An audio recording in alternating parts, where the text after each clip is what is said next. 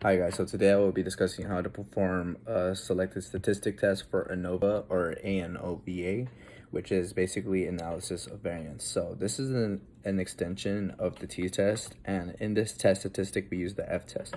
So this typically tests the null hypothesis regarding the differences in two or more groups, right?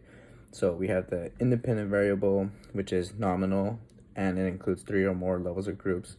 And then we have the dependent variable, which is the interval slash ratio, and it's basically the mean score.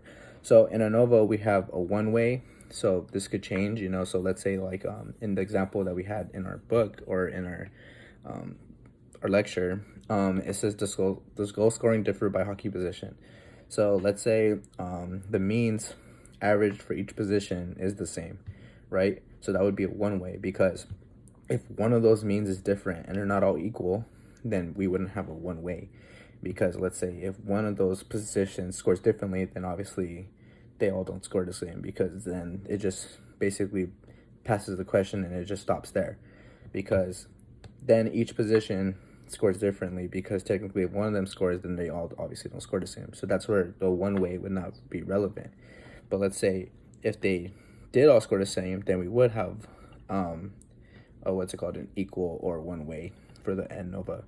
So that's typically not going to happen. So that's where this would be irrelevant, right? So the idea behind ANOVA is that we use the total, which is each score from a grand mean. And then between these groups, we use the group mean from the grand mean. And it's basically the mean across all groups.